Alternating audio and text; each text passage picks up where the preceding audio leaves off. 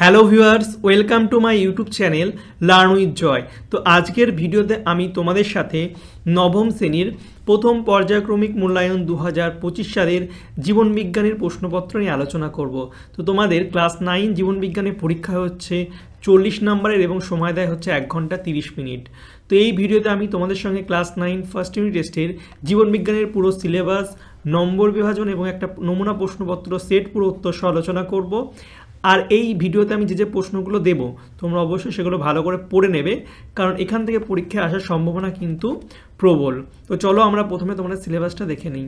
তো তোমাদের সিলেবাসে আছে দুটো চ্যাপ্টার, প্রথমে হচ্ছে জীবন ও তার বৈচিত্র্য এবং 2 নম্বরে আছে জীবন সংগঠনের স্তর। এই দুটো চ্যাপ্টার তোমাদের পরীক্ষায় হবে। এরপরে আমরা নাম্বার বিভাজনটা দেখে নেবো। তো দেখতে পাচ্ছ তোমাদের 40 নম্বরের পরীক্ষা হবে। তো 4টে বিভাগ আছে, বিভাগ ক, বিভাগ খ, বিভাগ গ এবং বিভাগ ঘ। তো জীবন ও তার বৈচিত্র্য থেকে এমসিকিউ আসবে 2টো, আর জীবন সংগঠনের স্তর থেকে 5টা, টোটাল 7টা এমসিকিউ আসবে। আর হচ্ছে 1 নম্বরের প্রশ্ন আসবে প্রথম অধ্যায় থেকে 5টা এবং সেকেন্ড থেকে 6টা, টোটাল 11টা।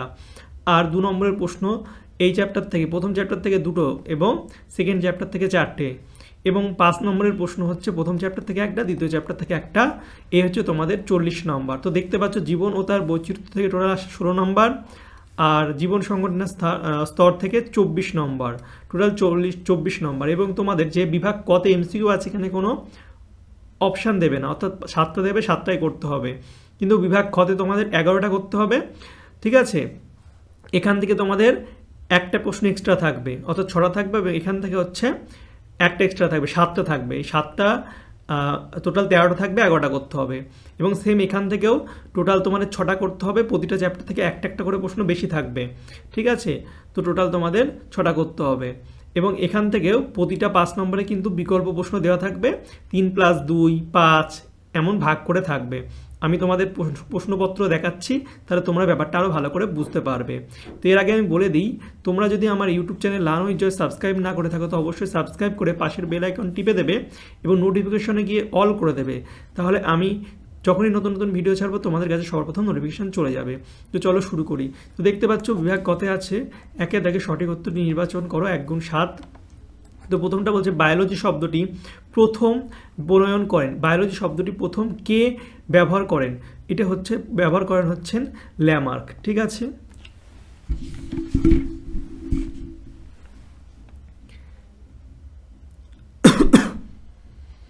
এরপরে হচ্ছে দুয়েরটা বলছে উভচর উদ্ভিদ বলা হয়। উভচর উদ্ভিদ ফান গোষ্ঠীকে মস নাকি শৈবাল নাকি ছত্রাকে? তো উভচর উদ্ভিদ বলা হয় হচ্ছে মস গোষ্ঠীকে। এরপরে বলছে প্রোটিনের গঠনগত একক হলো। প্রোটিনের গঠনগত একক হচ্ছে অ্যামাইনো অ্যাসিড। নেক্সট দেখতে পাচ্ছ 4এর দাগে বলছে প্রদত্ত কোনটি মাইক্রো এলিমেন্টের উদাহরণ? মাইক্রো এলিমেন্ট এর উদাহরণ হচ্ছে এমও। এম দিয়ে মাইক্রো, এই থেকে তোমার মনে রাখবে মাইক্রো এলিমেন্ট হচ্ছে এমও। নেক্সট বলছে 5এরটা অ্যান্টিজেরোপথ্যালমিক ফ্যাক্টর হলো। অ্যান্টিজেরোপথ্যালমিক ফ্যাক্টর কি? এটা ভিটামিন সি, ডি, এ নাকি কে? তো এটা হচ্ছে ভিটামিন এ হচ্ছে অ্যান্টিজেরোপথ্যালমিক ফ্যাক্টর। নেক্সট 6টা বলছে বেমতন্তু গঠনে সাহায্যকারী কোষ অঙ্গটি কোনটা? সেন্ট্রোজোম নাকি হচ্ছে ক্রোমোজোম, রাইবোজোম নাকি লাইসোজোম? তো বেমতন্তু গঠনে সাহায্য করা হচ্ছে সেন্ট্রোজোম। তারপর এটা বলছে 7এরটা প্রদত্ত কোনটি পার্শ্বস্থ ভাজক কলার উদাহরণ? তো পার্শ্বস্থ ভাজক কলা তো ক্যাম্বিয়াম না, কক ক্যাম্বিয়াম। হ্যাঁ, কক ক্যাম্বিয়াম হচ্ছে পার্শ্বস্থ ভাজক কলার উদাহরণ। এ আর বি দুটো তো হবেই না, আর কোনোটাই না, এটাও হবে না। তো কক ক্যাম্বিয়াম হচ্ছে পার্শ্বস্থ ভাজক কলার উদাহরণ। এরপরে দেখতে পাচ্ছ চলে যাব 2এর দাগে বিভাগ খতে। তো বলছে 2এর হচ্ছে একটি বাক্য উত্তর দাও, যে কোনো 3টে প্রশ্নের উত্তর করতে হবে। তো প্রথমটা বলছে ট্যাক্সোনমি শব্দটি প্রথম কে ব্যবহার করেন? এটি হচ্ছে অগাস্টিন পিধা কন্ডল ব্যবহার করেন।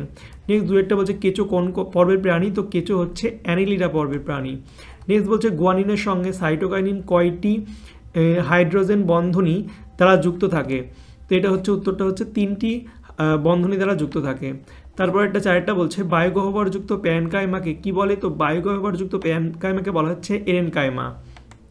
নেক্সট হচ্ছে 3এর দাগে শূন্যস্থান পূরণ করো, যে কোনো দুটো করতে হবে। প্রথমটা বলছে কম্বো প্লেট ড্যাশ পর্বে দেখতে পাওয়া যায়? তো কম্বো প্লেট হচ্ছে টিনোভোরা পর্বে দেখতে পাওয়া যায়। তারপরটা বলছে ড্যাশের অভাবে রিকেট রোগ হয়? তো কোন ভিটামিনের অভাবে রিকেট রোগ হয়? ভিটামিন ডি এর অভাবে আমাদের রিকেট রোগ হয়। তারপর একটা বলছে 80S রাইবোজোমের অর্ধেকক দুটি হলো 40S এবং কত। তো অনেকে দেখছো 80 আছে তো 40 + 40 করে দেবে 80 হবে, কিন্তু ব্যাপারটা এমন না। 80S রাইবোজোমের অর্ধেকক দুটি হচ্ছে 40 আর 60X। দেখো ছবি দেখলে বুঝতে পারবা 80S এর হচ্ছে 40S একটা আর 60X। 70Sটা দেখে নাও 30 আর 50। ঠিক আছে, এটা মনে রাখবে, যে কোনো একটা তোমাদের পরীক্ষা দিতেই পারে। তো 80S রাইবোজোমের অর্ধেকক কি 40 আর 60S। নেক্সট দেখতে পাচ্ছ 4-এর দাগে যে ঠিক উত্তরের পাশে রাইট আর ভুল উত্তরের পাশে কাটা চিহ্ন দাও। তো প্রথমটা আছে উত্তেজিতা জীবের একটি বৈশিষ্ট্য, এটা একদম ঠিক, উত্তেজিতা জীবের একটি বৈশিষ্ট্য। তারপর একটা বলছে কোষের সমষ্টিকে অঙ্গ বলে না, অঙ্গ বলেন, এটা ভুল। কি বলে? কলা বলে। কোষের সমষ্টিকে কি বলে? কলা বলে। এরপরে দেখতে পাচ্ছ 5-এর দাগে এ স্তম্ভ আর বি স্তম্ভ মেলাতে হবে। তো এ স্তম্ভ আর বি স্তম্ভ মেলাবো। তো প্রথমটা দেখো আছে হচ্ছে মনেরা। তো মনেরার সঙ্গে কোনটা হবে? মনেরার সঙ্গে হবে হচ্ছে এই বিয়েরটা, পেপটাইডোগ্লাইকন। এরপরে প্রতিবত্ত ক্রিয়ার সঙ্গে হচ্ছে সুষুম্নাকাণ্ড। আর সমাঙ্গদেহী উদ্ভিদ হচ্ছে শৈবাল। আর স্ক্লোরাইড হচ্ছে কি? স্ক্লোরাইড হচ্ছে প্রস্তর কোষ। তো একেরটা হবে হচ্ছে বি, প্রতিবদ্ধ ক্রিয়া হচ্ছে সুষুম্নাকাণ্ড অর্থাৎ সি, আর সমাঙ্গদেহী উদ্ভিদ হচ্ছে এ শৈবাল, আর স্ক্লোরাইড হচ্ছে প্রস্তর কোষ ই। তো এই হয়ে গেল স্তম্ভ বি স্তম্ভ মেলানো।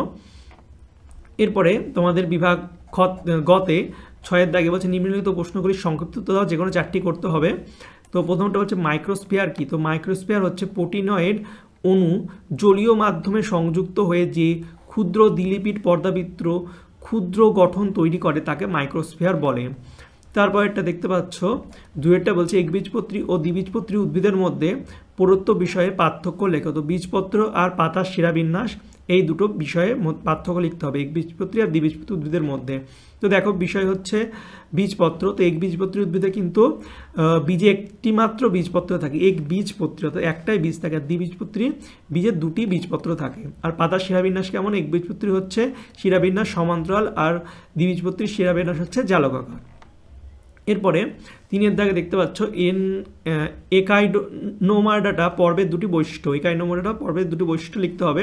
আমি 3টে বলে দিয়েছি। একটা কি দেহ কণ্টকময় ত্বক দ্বারা আবৃত, আর বি হচ্ছে দেহে জল সংবহনতন্ত্র উপস্থিত, আর সি হচ্ছে গমন অঙ্গ নালীপথ। তো 3টে লিখে দিয়েছি, তোমরা যে কোনো দুটো লিখবে। তারপর একটা দেখো 4-এর দাগে বলছে জীবদেহে জলের ভূমিকা আলোচনা করো। তো জীবদেহে জলের ভূমিকা হচ্ছে প্রথমটা বলছে জল উদ্ভিদ ও প্রাণীকোষের প্রোটোপ্লাজমের সজীবতা বজায় রাখে। বি হচ্ছে উদ্ভিদের পাতায় উন্নত খাদ্য জলের সাহায্যে কোষ থেকে কোষান্তরে প্রেরণ করে। সি বলছে জল উদ্ভিদের সালোক সংশ্লেষ প্রক্রিয়ার একটি প্রয়োজনীয় উপাদান। আর নেক্সট বলছে বীজের অঙ্কুরোদ্গম জলের সহায়তায় ঘটে। তো 4টে পয়েন্ট দিয়েছি, 2 নম্বর আছে। তোমরা 4টে পয়েন্টও দিতে পারো, হাফ করে স্যার নাম্বার দিতে পারে। এছাড়া তোমরা 2টো পয়েন্ট দেবে তাও হবে।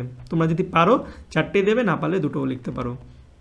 তারপর এটা কোষ পর্দার 2টি কাজ লেখো। তো 2টো বলে দিয়েছে, তাহলে আমরা 2টোই লিখবো, বেশি কিন্তু লিখবো না। না বললে 2 নম্বর থাকলে 4টে লিখতেই পারি।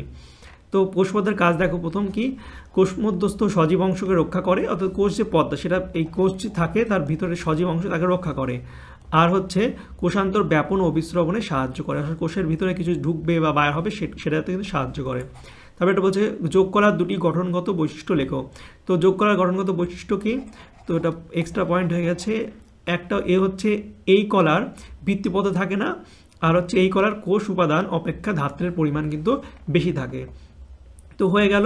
এবার নেক্সট দেখতে পাচ্ছ ভিটামিন সি এর অভাবজনিত লক্ষণ কী কী? তো অভাবজনিত লক্ষণ প্রথম হচ্ছে এর অভাবে কিন্তু ভিটামিন সি এর অভাবে কিন্তু দাঁতের মাড়ি ফুলে ওঠে এবং রক্ত পড়ে, শারীরিক দৌর্বল্য দেখা যায়, যা স্কার্ভির লক্ষণ। তো ভিটামিন সি এর অভাবে কিন্তু আমাদের স্কার্ভি হয়। আর হচ্ছে রোগ প্রতিরোধ ক্ষমতা কমে এবং সহজে সর্দি কাশি কিন্তু হয়। তারপরে দেখতে পাচ্ছি যকৃতের কাজগুলি লেখো। তো যকৃতের কাজ, যকৃৎ পিত্তরস ক্ষরণ করে পিত্তাশয়ে জমা করে, আর যকৃতে কার্বোহাইড্রেট প্রোটিন ও ফ্যাট বিভাগ ঘটে। সি হচ্ছে যকৃতে অবস্থিত কুফার কোষ রোগ জীবাণুদের ধ্বংস করে। ডি হচ্ছে যকৃতে অ্যামোনিয়া থেকে ইউরিয়া কিন্তু উৎপন্ন হয়। এই যে অ্যামোনিয়া থেকে ইউরিয়া উৎপন্নকে কিন্তু অর্নিথিন চক্র বলা হয়। তো এটা শর্ট কোশ্চেন একটা দিয়ে দিতে পারে।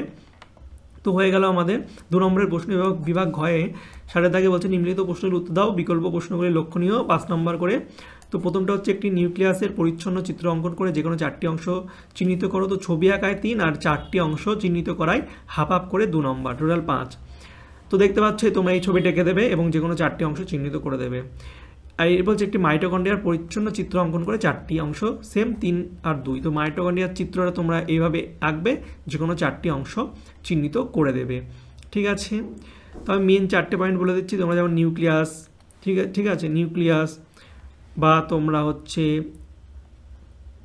নিউক্লিওলাস, রাইবোজোম, ঠিক আছে, বহিঃপর্দা বা অন্তঃপর্দা, এন্ডোপ্লাজমিক রেটিকুলাম, ইউক্রোমাটিন, ঠিক আছে, এগুলো তোমরা চিহ্নিত করতে পারো।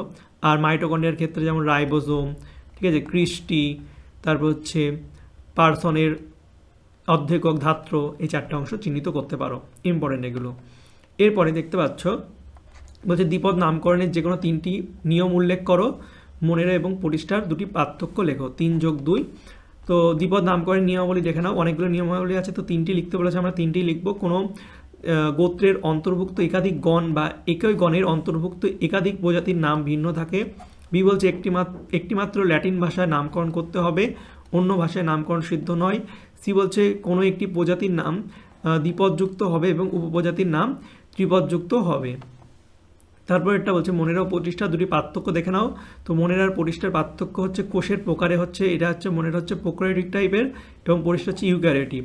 আর কোষের সংগঠনের প্রকৃতি, এটা হচ্ছে এককোষী আর এটা হচ্ছে অধিকাংশ ক্ষেত্রে এককোষী হয়, সব ক্ষেত্রে হয় না। ঠিক আছে, তো এবার দেখে নাও অথবা আছে। অথবা হচ্ছে উদাহরণসহ আর্থ্রোপোডা পর্বের 3টি বৈশিষ্ট্য লেখো আর নোডোকট কাকে বলে। তো আর্থ্রোপোডা পর্বের 3টি বৈশিষ্ট্য হচ্ছে, এক হচ্ছে দেহ কাইটিন নির্মিত বহিঃকঙ্কাল দ্বারা আবৃত, 2 হচ্ছে সন্ধিল উপাঙ্গ উপস্থিত, 3 হচ্ছে রক্ত সংবহনতন্ত্র যে মুক্ত প্রকৃতির হয়, এবং 4 হচ্ছে শ্বাসঙ্গ, ট্রাকিয়া, বুকগেল এবং বুকলাগ হয়। 4টে লিখেছে, তোমরা যে কোনো 3টে লিখে দেবে। আর নোডোকট কাকে বলে? নোডোকট হলো একটি সরু দণ্ডের মতো নিরেট এবং স্থিতিস্থাপক অঙ্গ, যা নার্ভ কর্ড এবং স্নায়ুরজ্জুর ঠিক নিচে অবস্থিত এবং দেহকে দৃঢ়তা প্রদান করে। এই কর্ডটা পর্বে প্রাণীদের একটি উল্লেখযোগ্য বৈশিষ্ট্য। নোডোকট হচ্ছে এটা একটা উল্লেখযোগ্য বৈশিষ্ট্য। ঠিক আছে, তো এই ছিল তোমাদের ক্লাস 9-এর ফার্স্ট ইউনিট টেস্টের জীবনবিজ্ঞানের একটা সাজেশান। আশা করছি তোমাদের ভিডিওটি ভালো লেগেছে। আর আমি অন্যান্য সাবজেক্টের অন্যান্য ক্লাসের সাজেশান দিয়েছি, সেগুলো তোমরা না দেখে থাকলে ডেসক্রিপশন বক্স চেক করবে, সেখানে আমি লিঙ্ক দিয়ে দেবো। আর তোমরা যদি আমার হোয়াটসঅ্যাপ এবং টেলিগ্রাম চ্যানেলে যুক্ত না থাকো, তো ডেসক্রিপশন বক্সে লিঙ্ক দিয়ে দেবো, যুক্ত হয়ে যাবে। নাম হচ্ছে লার্ন উইথ জয়। আর তোমরা যদি এই পিডিএফটা লাগে যেটা করালাম, তো তোমরা অবশ্যই আমাকে হোয়াটসঅ্যাপ SMS করবে। ডিসক্রিপশন বক্সে লিঙ্ক নাম্বার দুটোই দেওয়া আছে, যে স্যার আমার ক্লাস 9-এর ফার্স্ট ইউনিট টেস্টের জীবনবিজ্ঞানের সাজেশনটা লাগবে। আমি তোমাদের একটা QR কোড দিয়ে দেবো, সেখানে তোমরা যদি আমাকে 5 টাকা পেমেন্ট করে একটা স্ক্রিনশট পাঠিয়ে দাও, তাহলে আমি তোমাদের এই পিডিএফটা পাঠিয়ে দেবো। ঠিক আছে, তো যারা যারা পেমেন্ট করতে পারবে করবে, নাহলে ভিডিওটা ফ্রিতে দেখে নেবে। ঠিক আছে, তো চলো বাই, দেখা হবে তোমাদের সঙ্গে পরের একটা ভিডিওতে। Thank you for watching my videos.